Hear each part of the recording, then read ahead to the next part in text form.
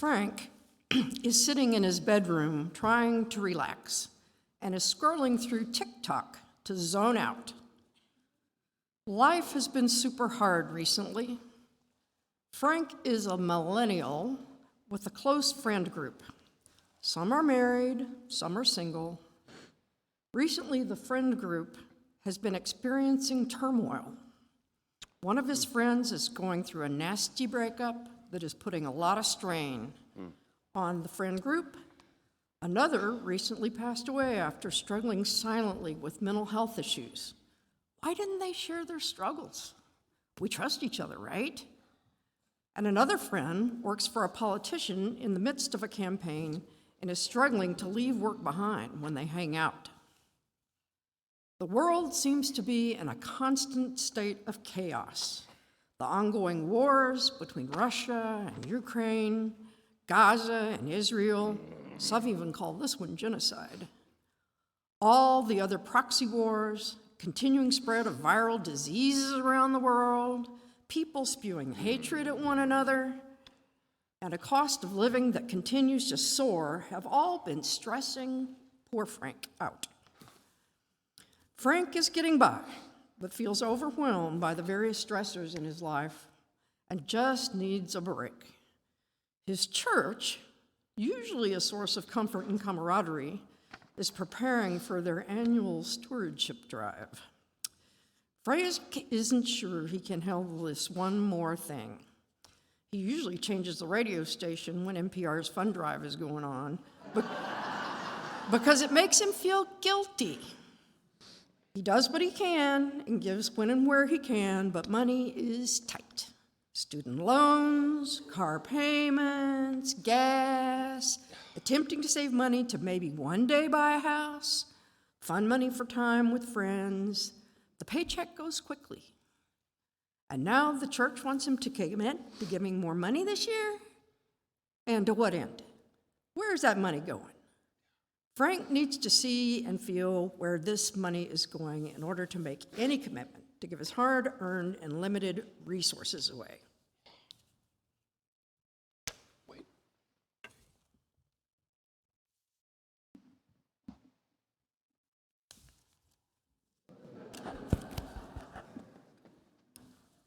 So while the pandemic lockdowns are over and people have decided that life will proceed as usual, COVID-19 caseloads are continuing to rise, along with other viral respiratory diseases.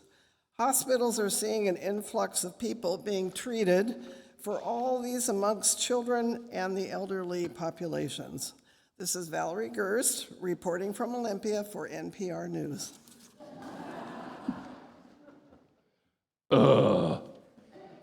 Not again. The world just certainly isn't going to tolerate another shutdown. 2020 sucked. It's so hard not to see friends, get a hug from somebody, couldn't go out to eat. Ugh. My mental health really tanked during the shutdown. That reminds me of Liam. God, I miss him. Why couldn't he share with me his mental struggles?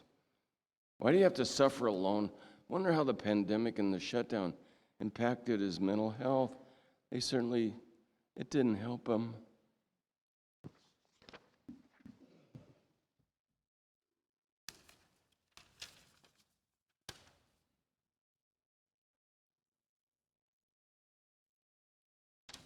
The ways you can pressure your elected official to end the genocide in Gaza.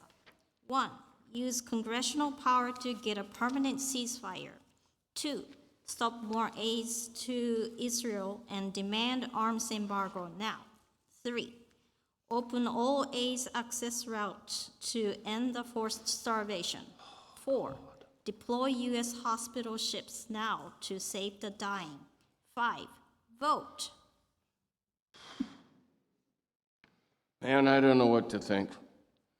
This is such a complicated issue. I don't want people in Gaza to be murdered. God, and they really are getting murdered right and left. But Hamas did invade Israel. Israel has a long history of being oppressed, so does Palestine. This is so complicated. How do I know what to believe or where to turn for info?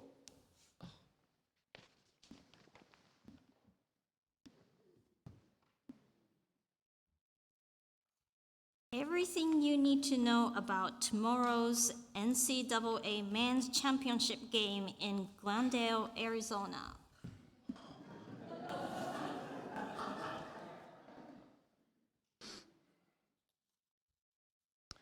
Oh, I forgot the game is tomorrow night.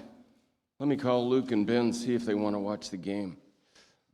You know, Luke's sure been going through a hard time with his breakup. Annalise sure has done a number on him, dragging it all out, you know. Maybe watching the game will give Luke a break and time to be with people who care about him and not all the drama from her.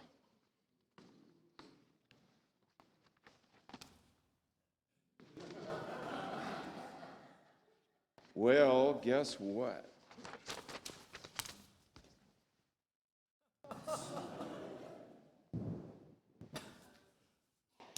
The cost of housing is astronomical, but what happened in the last 4 years is the problem. Check out the difference between 1995 to 2019 to 2023. So the complaining from us millennials started probably 2020, but this is why. So in 1995, the average house was $130,000. You put down 20%, that's $26,000, but the interest rates were 7.8% back in 1995, and your principal and mortgage would be about $753. Now, I'm going to save the average income for last. Now, in 2019, $260,000. Not bad. Over 25 years, it only doubled. So the down payment would be $52,000, and there was only a 4% interest rate. So the monthly payment for principal and interest was $993. So this difference was not bad at all. But here's where the jump happens. This is what? Okay, 2023, the average home jumped to $419,000. The down payment would be $84,000.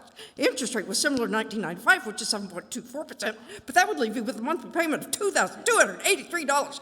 So let's go with the average incomes. In 1995, it was $29,000. In 2019, it was $56,000. In 2023, it's still $56,000. So in 1995, 31% of your income would be used for housing when you get into a house. In 2109, it was only 21% of your income. In 2023, it's 49% of your income, plus the cost of living, plus the cost of groceries. So the past 4 years is the problem. That's why millennials and first-time homebuyers are complaining now, because the disparity between 95 and 2019 over 25 years was not that big a deal. It was moving like it was supposed to.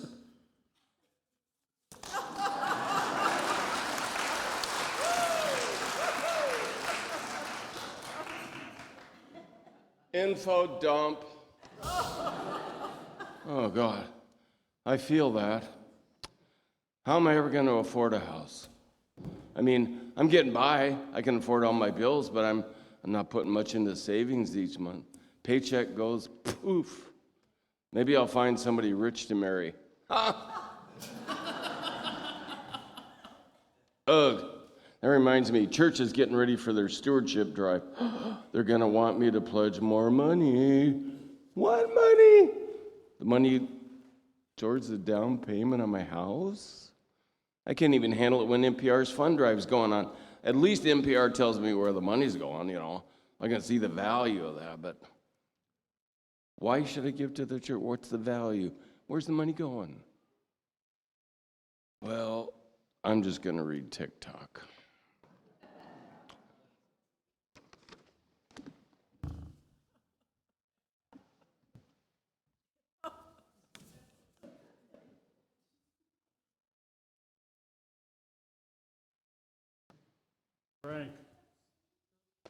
Frank, peace be with you. Jesus. I mean Jesus? Peace be with you. Is that really like you? I mean, am I dreaming? Peace be with you. Peace be with you. I heard about your struggles these days with money being tight, the challenges with your friends, especially after Liam's death, and Luke's breakup, and all the other stuff happening in the world today. Yeah, I've been struggling to get by, and you know, things have been kind of hard for me, Jesus. And can you help me with this? Fix all my problems, you know? What I can tell you is you are blessed to be a blessing. And your church, it's evidenced. It's right there. You're to serve each other with whatever gifts you have received.